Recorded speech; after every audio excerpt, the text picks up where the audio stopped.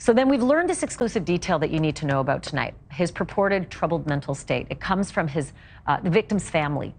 The victim's family members, whom law enforcement wasted no time in interviewing. What it means about his troubled mental state is that whoever ends up cornering this guy is cornering not only a desperate killer facing life for stabbing the ex-girlfriend, but very likely an irrational, desperate killer. Joining me now is a man who once oversaw the U.S. Marshals who are hunting Cavalcante right now.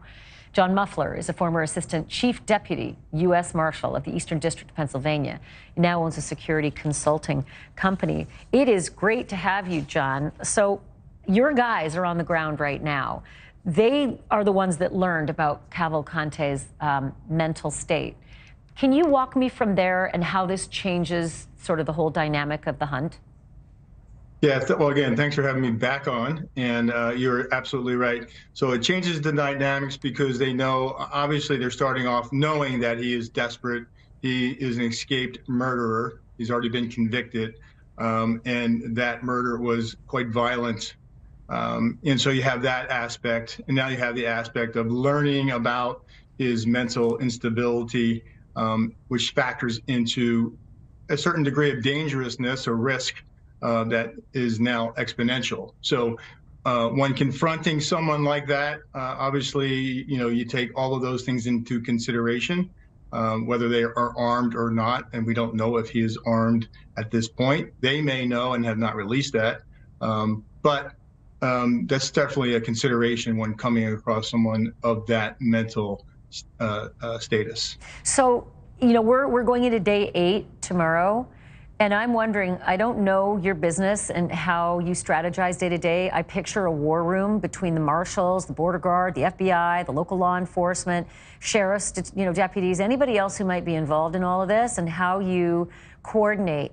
How does it change from day, say, 6 to day 7 to day 8 to day 10? Like, what changes and what do you do differently? Yeah, so Pennsylvania State Police will have a command and control, and everybody that's there, every agency there has leadership involved, and they're communicating facts, information that's coming in, that's being shared across the board. So everybody's on the same page as far as what is known, what are the possibilities, and what may be next. So, the information is there and it is being shared, if not, minute by minute or as it comes in. So we got these, security, actually they were just trail cam surveillance pictures from one of the hiking trails outside of the 2-mile perimeter of the prison where everybody thought he was. And it made me wonder, like, do you all keep these pictures off the news sometimes so you don't alert him potentially as to what you know about him? Potentially, but I think in this case, it doesn't seem like he has a phone or any access to that unless he has stolen something, but still he'd have to have a passcode to get into that. So I think in this circumstance, that's not as big as concern.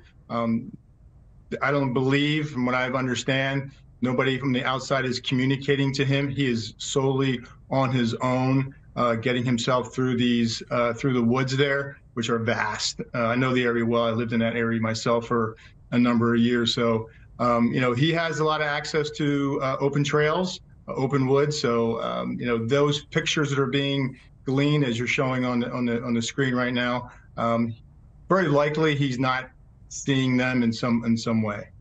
There, is a university that wasn't too far, from the prison, just outside the perimeter.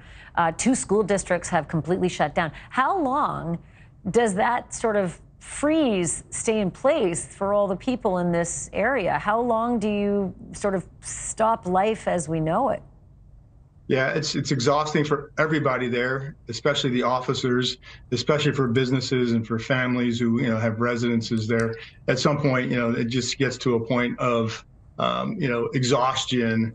But people have to stay vigilant and report those anomalies that they're seeing. And try their best to maintain, a clear head about this. This won't last long. I feel that they're getting closer and closer. But again, as we learned from Warren County up in Pennsylvania, upstate Pennsylvania in July, that one a couple weeks. And so usually they'll go a little while longer. He's got the advantage of open woods.